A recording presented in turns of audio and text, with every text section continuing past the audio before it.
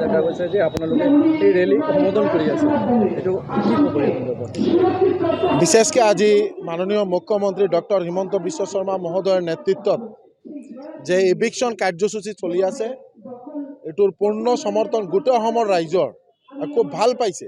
কাৰণ মাননীয় মুখ্যমন্ত্ৰী মহোদয়ে যে অসমৰ যে ভৱিষ্যত প্ৰজন্মৰ সুৰক্ষাৰ কাৰণে যে চিন্তা কৰিছে, বিশেষকৈ আজিৰ দিনত চিন্তা কৰি আমি শ্ৰীভূমি জিলাৰ কথাই কৈ আছোঁ। আজি আপোনাৰ শ্ৰীভূমি জিলাত আপুনি পাথাৰিয়া, দোহালিয়া, আপুনি বাটচাই ৰিজাৰ্ভ ফৰেষ্ট য'ত যাব, তাতে দেখিব গোটেই ৰিজাৰ্ভ ফৰেষ্ট কোনোবা মানুহ বাহিৰৰ পৰা আহি দখল কৰিছে। এনেকুৱা গভৰ্ণমেণ্ট যিমান মাটি আছে সব মাটিত অবৈধ দখল।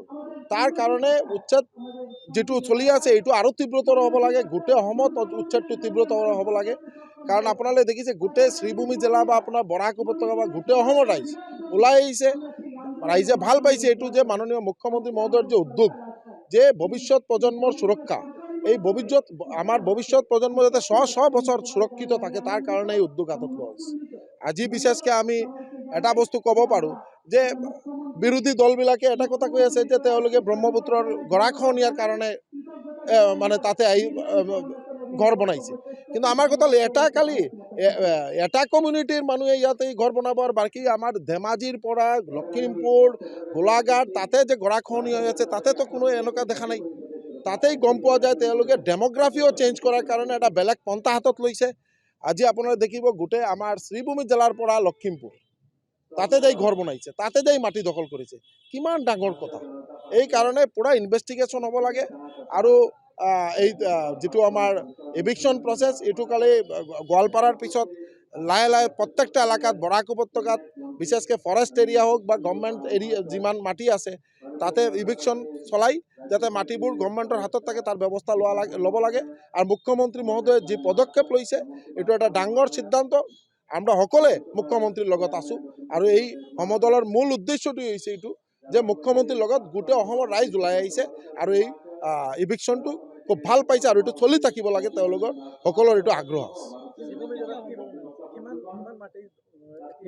আজি আপোনাৰ লগত কৈ আছোঁ যে আমি যি কনষ্টিটুৱেঞ্চিৰ MLA বা আজি আমি মাননীয় মুখ্যমন্ত্ৰী মহোদয় মন্ত্ৰীসভা স্থান দিছে, পাথাৰকান্দিত আপোনালোকে যদি যায় যিটো দোহালিয়া যি এৰিয়া যিটো আছে, দোৱালিয়াত আপোনাৰ দোৱালিয়া 1, দোৱালিয়া 2, দোৱালিয়া 3, দোৱালিয়া 4, দোৱালিয়া 5 পাৰ্ট, যিটো তাতে আপোনালোকে এটা বস্তু দেখিব যে এইটো হৈছিল 1951-ৰ আফটাৰ পাৰ্টিশ্যন অফ ইণ্ডিয়াৰ, যিটো আমাৰ তাৰ 1971 তাৰ মাজত যিমান নিৰ্যাতিত হিন্দু মানুহ আমাৰ ভাৰতবৰ্ষত আহিছিল তেওঁলোকৰ মানে সংস্থাপনৰ কাৰণে দোৱালিয়া ৰেঞ্জ বা আমাৰ যিটো বাজাৰীচৰা তাতে দোৱালদুম এৰিয়া আছে বা আমাৰ এই তাতে যিমান গভৰ্ণমেণ্ট এৰিয়া ডিগনিফাইড ৰাধাপেয়াৰী য'ত ঠাই দিছে মাটি দিছিলে বা ৰামকৃষ্ণনগৰ এৰিয়াত, আজিৰ এই এৰিয়াত যাই দেখিব যে বেলেগ মানুহ আছে। আৰু এই যে যিমান মানুহক মানে মাটি দিয়া হৈছিল জবৰদখল কৰি এই মাটিবিলাক দখল কৰিছে। তো এই লাষ্ট 2001 to 2016লৈকে গোটেই অসমত এনেকুৱা কৰিছে, যাৰ কাৰণে তেওঁলোকৰ এইটো আৱেগ, এই যে কংগ্ৰেছী তেওঁলোকৰ যে আৱেগৰ কাৰণটো হ'ল এইটো তেওঁলোকৰ প্লেনিং, যিটো এটা যে অসমখন কাশ্মীৰ বনাব, যিটো আমাৰ মানে এটা প্লেন কৰি আছে যে ডেমোগ্ৰাফিটো চেঞ্জ কৰা। পাথাৰকান্দি হওক বা অসমৰ প্ৰত্যেককেইটা কনষ্টিটুৱেঞ্চি, লখিমপুৰ হওক, লখিমপুৰৰ শ্ৰীভূমিৰ পৰা মানুহবোৰ তাতে গৈছে যাই তাতে মাটি দখল কৰে। তাৰ উদ্দেশ্যটো কি? উদ্দেশ্যটো এটাই যে মাটি দখল কৰি তাতে ডেমোগ্ৰাফি চেঞ্জ কৰা। শ্ৰীভূমিত ভেৰি চুন, খুব সোনকালে শ্ৰীভূমি জিলাতো হ'ব।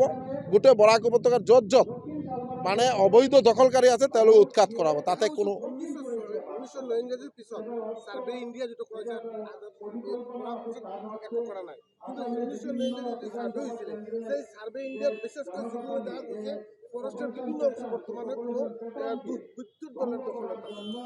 এই কাৰণেই মাননীয় মুখ্যমন্ত্ৰী ডক্টৰ হিমন্ত বিশ্ব শৰ্মা মহোদয়ে যে উদ্যোগটো লৈছে, উদ্যোগটো এটাই কাৰণ আজি মুখ্যমন্ত্ৰী মহোদয়ে এই পদক্ষেপ যে লৈছে এইটো এটা বহুত সাহসিকতা ক'ব লাগিব যে সাহসিক এটা পদক্ষেপ। আৰু এই যে ইভিকশ্যন কৰি আমাৰ যাতে ধৰ্মস্থান সত্ৰৰ মাটি দখল কৰা, বটদ্ৰৱা য'ত আমাৰ বৰদোৱাৰ মাটি এইটো দখল কৰিছে, এইবিলাক মানে ধৰ্মস্থান কেতিয়াও আমি কোনো জেগাত শুনা নাই।